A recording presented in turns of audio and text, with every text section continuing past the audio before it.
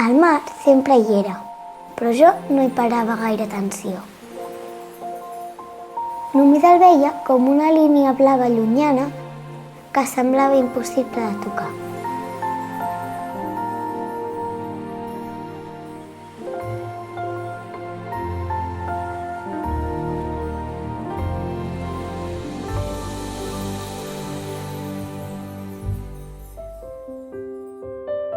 Just abans de ser el pas, sempre hi ha una barreja d'emocions.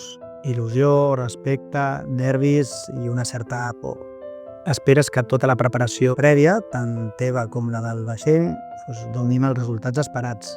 Sempre al pantalà hi ha una certa tensió, ja que al mar hi ha molts factors que no controles. Una vegada et deixa el vaixell, que en remolca per sortir fora de port, els nervis cauen de cop i comences a connectar amb el vaixell i el mar.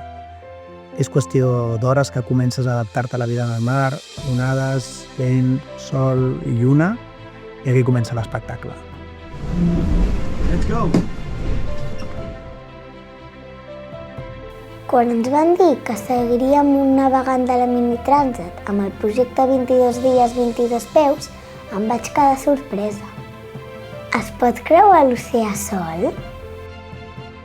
Vaig sentir uns nervis d'emoció, com si estigués a punt de viure alguna cosa gran. Potser és això el que se sent quan es comença una aventura de veritat.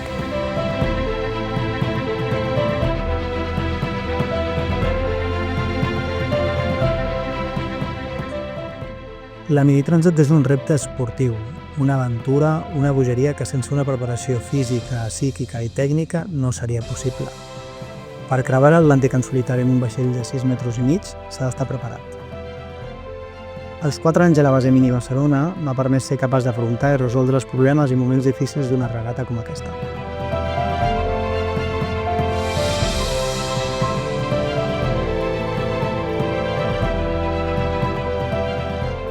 Els reptes del projecte ens han fet descobrir un munt de coses del mar. Hem après què són els meridians i els paral·lels i com serveixen per saber on ets fins i tot quan tot és fosc. També hem après a llegir el vent, a entendre el temps i a veure com el canvi climàtic afecta els oceans i el planeta. Cada repte era com obrir un tros de mar que abans no coneixia.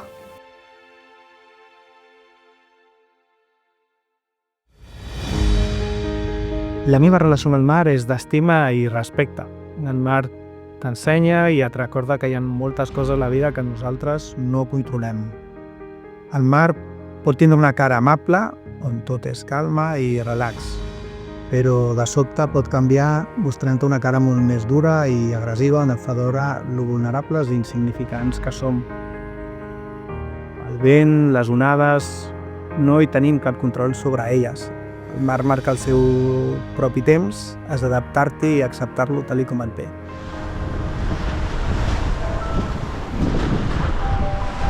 Primer escol amb allà enganxat. Aquí de sorpresa. Todo bien. Aigua, ara el vent ha pujat, però prepararà bé. Esperant a veure si aquests d'aquí darrere me traviesan o què passa. Let's go, let's go! El dia de la xerrada de supervivència vaig entendre que al mar tot pot canviar molt de pressa. Ens van explicar que tenen només 30 segons per posar-se el vestit d'emergència quan hi ha perill. 30 segons!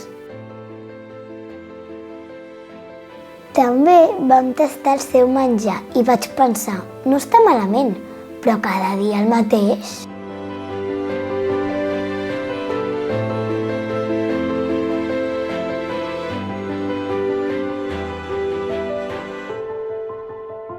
A classe seguíem el seu puntet al mapa i a vegades semblava que no es mogués, però ell continuava avançant. I vaig entendre una cosa, a l'oceà no guanya qui va més de pressa, sinó qui sap adaptar-se.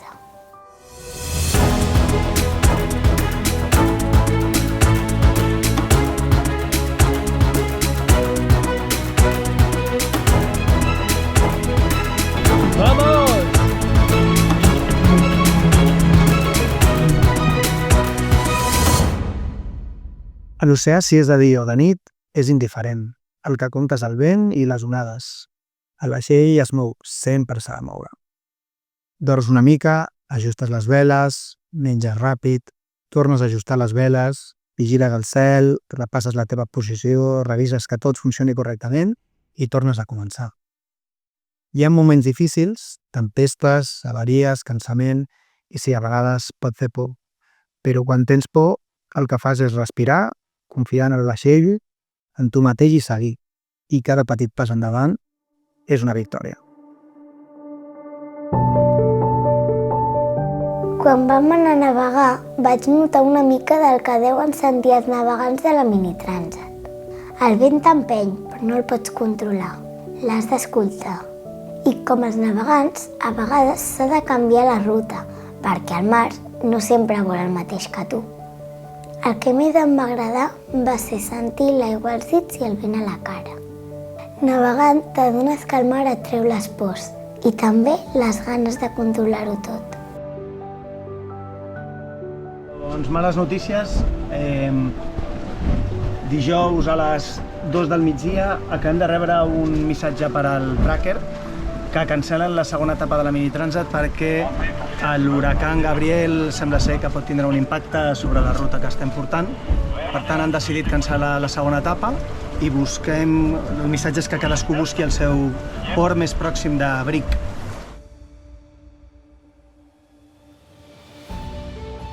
Amb el projecte he descobert coses que ni sabia que existien. La quilla, el timó, totes les veles... He entès que al mar no l'has de guanyar, l'has d'entendre. I que quan hi poses atenció, t'ensenya coses que també et serveixen per la vida. Tenir paciència, no rendir-te i no voler córrer sempre.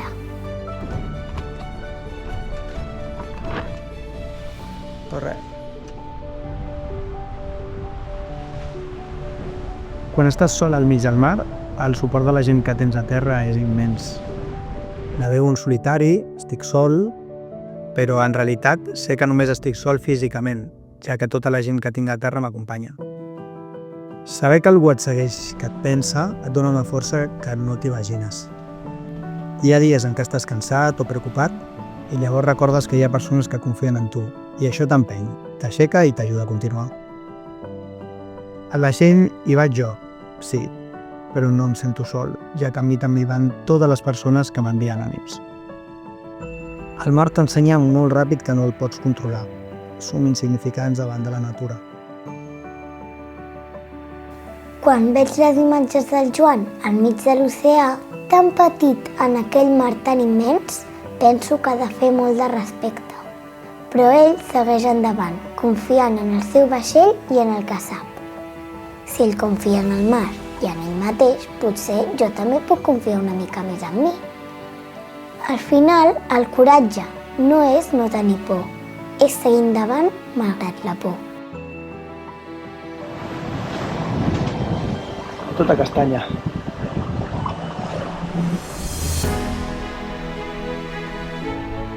Quan arribo a port després de tants dies sol, el primer que sento són les ganes de retrobar-me amb la meva família i amics. Sento alleujament com si tot el viatge sortís de cop. Sento alegria, orgull i moltes ganes de fer mil coses. Parlar, menjar, dutxar-me, dormir, caminar i sense que tot es mogui. Penso en tota la gent que m'ha seguit, en els nens i nenes que han viscut l'aventura amb mi. Sento agraïment per tota la gent que m'ha pensat durant la travessa, ha sigut un regal. Estava molt content de pensar que tota aquesta aventura pugui servir per il·lusionar o inspirar algú. Que les grans aventures no comencen quan ho tens tot clar, que t'hi has de llançar, que la por no ens ha de paralitzar i que només ens ha de servir per preparar-nos per afrontar tots els problemes que ens anirem trobant. A mi el mar sempre em canvia una mica.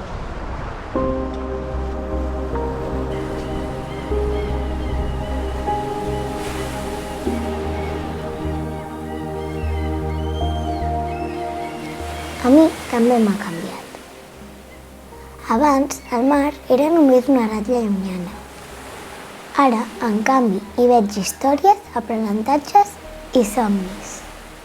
Amb el projecte he descobert que el mar és molt més salvatge i viu del que em pensava i que per entendre'l cal respectar-lo.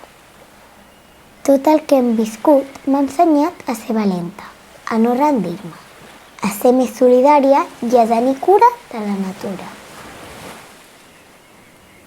He entès que per saber què hi ha més enllà, primer cal sortir del port. Ara sé que el mar és fort i fràgil a la vegada, com nosaltres. I tot el que he après en aquesta aventura queda dins meu, com una brúixola que sempre m'acompanyarà.